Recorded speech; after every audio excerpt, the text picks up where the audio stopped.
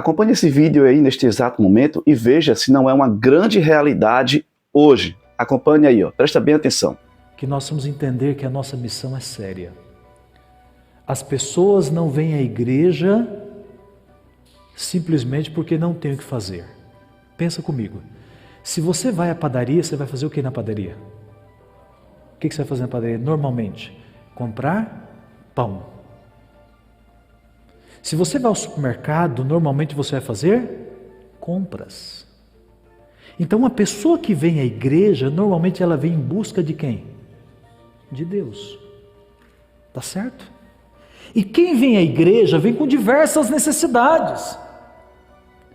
A cena é mais ou menos isso aqui que nós estamos tentando pintar para você. Olha, vamos à igreja porque na igreja nós vamos encontrar Jesus. Aí chega na igreja e encontra quem? Os seguidores de Jesus. E o que se espera dos seguidores de Jesus? Que eles manifestem o poder de quem? De Jesus. O que o pastor Eberton Batista falou é algo profundo e é uma realidade a qual estamos vendo. Olha, acompanhe aqui o que diz Atos capítulo 2, versículo 42 e 43, bem interessante, é um texto que você conhece, mas olha só o que é que diz. E perseveravam na doutrina dos apóstolos e na comunhão, no partir do pão e nas orações. Em cada alma havia temor, e muitos prodígios e sinais eram feitos por intermédio dos apóstolos. Nós vamos entender, ainda no livro de Atos, que para poder os apóstolos, o povo daquela época receber o Espírito Santo, que creu em Cristo, era necessário eles permanecerem unidos, com um só propósito, com um só objetivo, deixar as brigas de lado, as intrigas de lado, o egoísmo, o orgulho. Então, uma igreja que há, por exemplo, divisão, há espírito de contenda, o Espírito Santo não habita sobre esta igreja. E o poder de Deus não está sobre a vida dessas pessoas. Deus ele quer derramar o seu poder na sua vida, na igreja dele, para que a igreja dele possa fazer grandes milagres. Essa mensagem que você vai acompanhar com o pastor Eberton Batista é profundamente importante. É algo incrível. Ele, na verdade, chama a atenção da igreja, puxa na orelha da igreja, e é algo que você precisa ficar até o final para que você possa entender. Então, se você quiser ter o Espírito Santo de Deus em sua vida, é necessariamente você ser uma pessoa esvaziada de si mesmo. Aprender a se aproximar de Cristo, andar de mão dadas com Cristo. Ele prometeu nos conceder poder e autoridade. Ele disse que coisas maiores, se eu e você crer, nós vamos fazer. Então é apenas você crer, creia, e coisas maiores você fará. Amém? Então acompanhe a mensagem aqui, tá bom? E o link da mensagem completa vai estar aqui na descrição. Que Deus ele te abençoe. Sabe, irmãos, Satanás ele quer estorvar a obra de Deus. E todas as vezes que nós perdemos o foco do cumprimento da missão, Satanás faz que nos tornemos pedra de tropeço. Os discípulos deveriam estar pregando à multidão, falando que Jesus estaria vindo, mas que coisas grandiosas eles poderiam ver acontecer na vida deles pela fé. Mas os discípulos estavam discutindo, irmãos, debatendo. Gente, nenhum debate não tem vitorioso. No debate, os dois lados perderam. E o pior, quando você está debatendo com alguém, você está perdendo tempo para pregar o Evangelho. É claro que algumas disputas nós vamos ter que enfrentar. Não vai dar para fugir de todas elas. Mas a nossa missão não é debater religião. A nossa missão é pregar o Evangelho. A multidão está aí sedenta, com necessidades N. E aí, queridos, quando Jesus está ali com eles, com aquela multidão, alguém aparece. Diz o verso 16, então, ele interpelou os escribas. Que é que discutis? O que vocês estão discutindo entre vocês? O que vocês estão discutindo com os escribas ou com os apóstolos? Verso 17. E um dentre a multidão respondeu: Mestre, ô mestre, o senhor está certo, mestre. O senhor está certo. Eles estão aí discutindo aí, ó. Deixa eu contar para o senhor o que aconteceu. Trouxe-te o meu filho, possesso de um espírito imundo. Roguei a teus discípulos que expelissem, mas eles não puderam. Irmãos, o que nós temos agora nessa cena bíblica aqui? Quem nós temos agora se encontrando com Jesus? Quem? Um pai. A Bíblia não diz o nome desse pai. A Bíblia só diz uma coisa. A Bíblia diz que ele tinha levado o filho com um problema sério para os apóstolos de Jesus resolver. Eles deveriam estar resolvendo os problemas, mas eles estavam tão entretidos com as discussões religiosas que eles não conseguiam resolver os problemas. E outra, eles não oravam. E por não orar, os problemas não eram resolvidos. Eles não jejuavam. E por não jejuar, eles não eram dependentes de Deus e não tinham poder para resolver os problemas. É claro, irmãos, que aqui tem muita coisa envolvida, mas eu selecionei a porção do Pai. E eu quero rapidinho conversar com vocês agora sobre este Pai que aparece aqui. Primeira coisa, irmãos, que me chama a atenção. Um pai que leva o filho até Jesus. Jesus não estava com os apóstolos ali, ele estava no Monte da Transfiguração. Mas o pai fez o quê? O pai levou o filho a Jesus. Irmãos, qual é a primeira missão de um pai? Independente se o filho tem um problema ou não. Qual é a primeira missão da paternidade? Qual é, gente? É levar o filho a Deus. Então o pai aqui está coberto de razão. Essa é a sua primeira missão, é a minha, é a nossa como pais. Quando Jesus voltar, ele vai olhar para nós e vai dizer: aonde estão os teus cordeirinhos? O teu precioso rebanho, cadê ele? E o que nós vamos responder para o Senhor? O pai leva o filho até Jesus, mas chegando aonde Jesus deveria estar, ele só encontrou quem? Os apóstolos. Ele encontrou os apóstolos.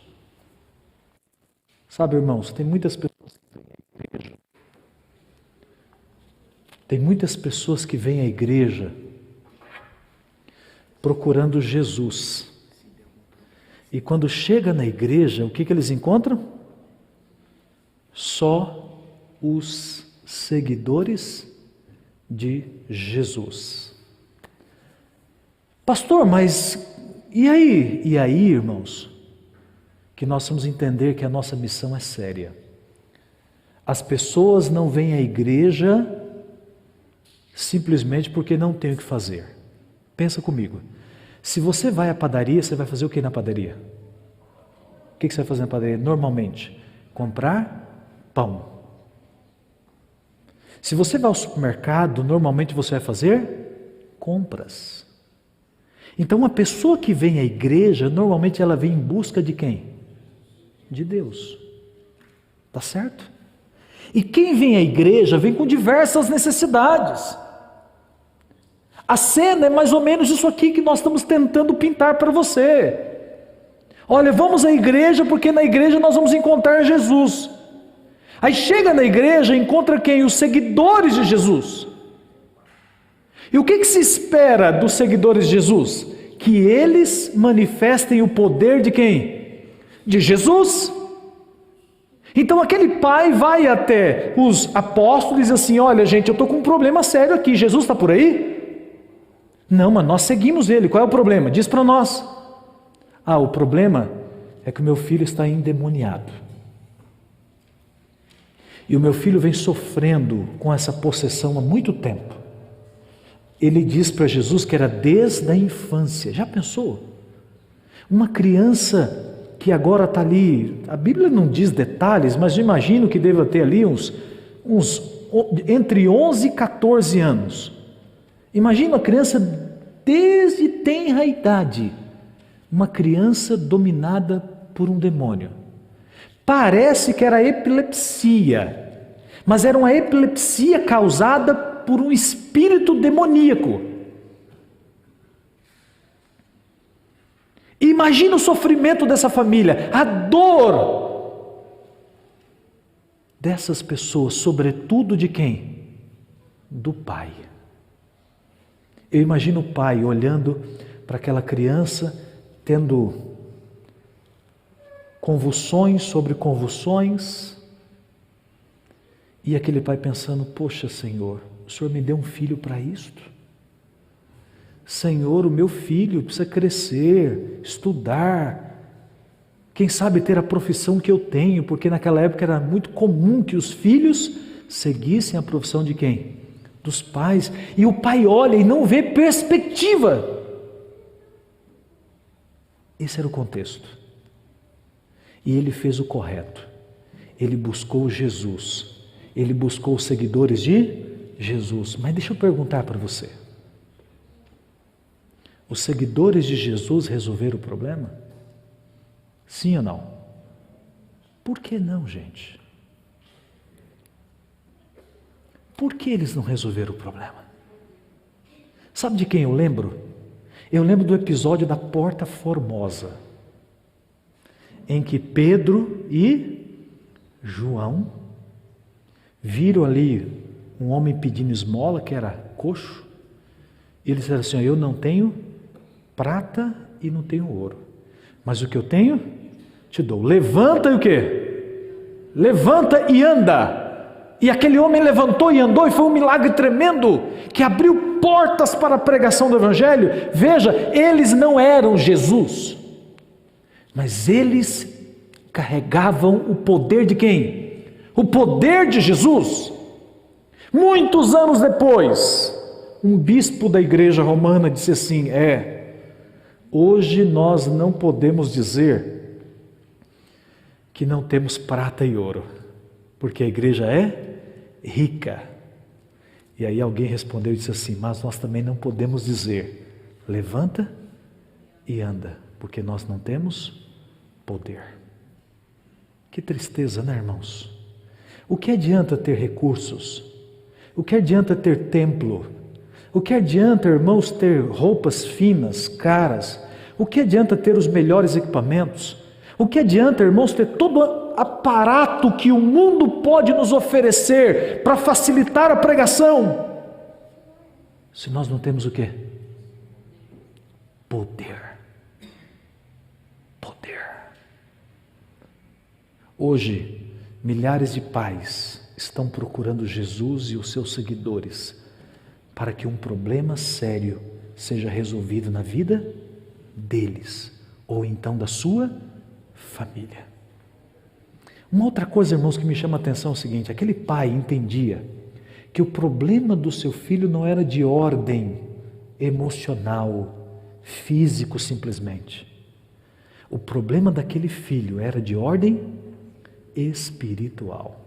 Felizes são os pais que entendem quais são os problemas dos filhos, sobretudo quando os filhos estão com problemas espirituais. Felizes são os pais que têm essa percepção, e ao perceber isto, correm e levam os filhos até quem?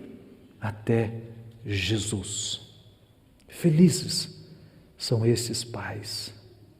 Um pai que finalmente, irmãos, depois de sofrer uma decepção com os seguidores de Jesus, um pai que finalmente encontra Jesus. Vai comigo aí, por favor. Capítulo 9, pega a sua Bíblia. Capítulo 9, verso 20. Trouxeram-lhe, quando ele viu a Jesus, o espírito imediatamente o agitou com violência, e caindo ele por terra, revolvia-se espumando. Perguntou Jesus ao pai do menino: há quanto tempo isto lhe sucede? Desde a infância, respondeu. E muitas vezes o tem lançado no fogo, na água, para o matar. E olha o que o pai diz, irmãos, quando encontra Jesus: se tu podes,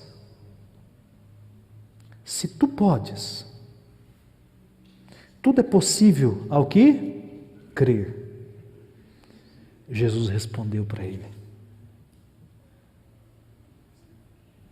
queridos, verso 22, mas se tu podes alguma coisa, tem compaixão de nós. E o quê? Ajuda-nos. E Jesus respondeu: se tu podes. Irmãos, ao mesmo tempo que nós nos alegramos com a atitude do pai de levar o filho até Jesus, nós encontramos um problema na vida desse pai. Qual era? A falta de fé. A Bíblia diz assim em Hebreus 11, verso 6: sem fé é impossível agradar a Deus. Olha bem para mim aqui. Você precisa de um milagre na sua vida, você precisa de um milagre na sua família, você precisa que Jesus, que Deus faça uma coisa grandiosa, porque Satanás tem ganhado espaço no seu lar, na vida dos teus filhos. Você precisa da intervenção de Deus para expulsar Satanás e trazer paz à sua casa. Então escuta o que eu vou dizer. Você precisa demonstrar fé. Pastor, mas o que é fé? Fé é uma coisa muito simples, diz Ellen White. Fé é confiança em Deus. Tem um outro texto que ela vai explicar o que é fé. Hebreus diz o que é fé. Fé é a certeza das coisas que se esperam e a convicção de fatos que eu não vejo. É claro, irmãos, que no contexto de Paulo ele define fé.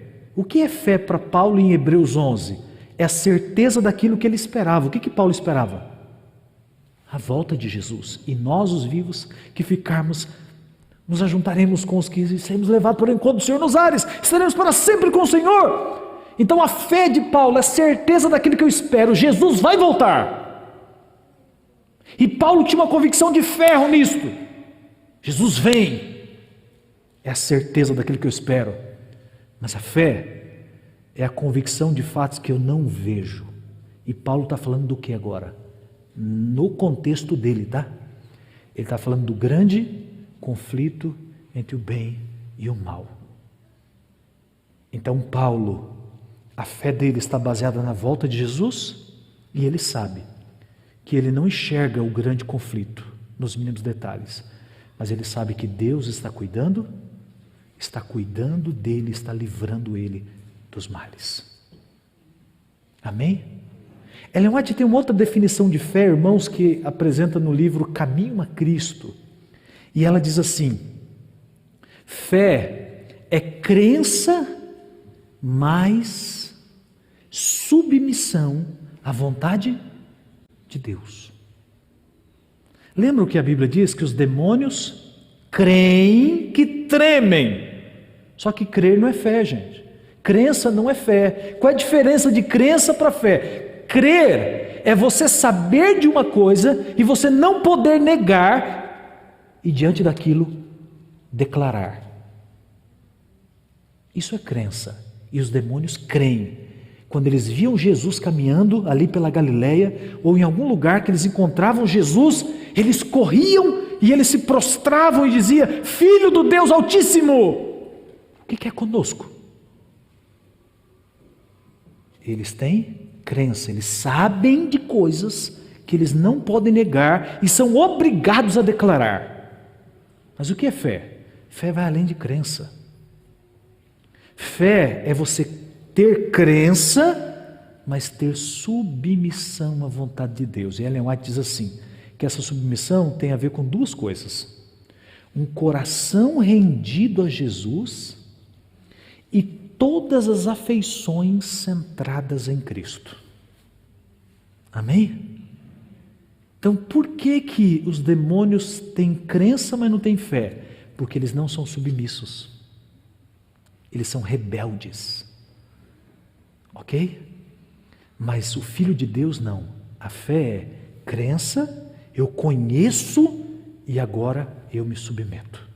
Eu conheço e eu me submeto. Muito bem, que Deus te abençoe. Fico feliz em ficar até o final da mensagem. Com certeza você aprendeu muita coisa, hein? Deus seja louvado por isso. E se sua igreja é uma igreja que ainda há divisão, ainda há aquele grupinho, aquela panelinha, como é conhecido, né?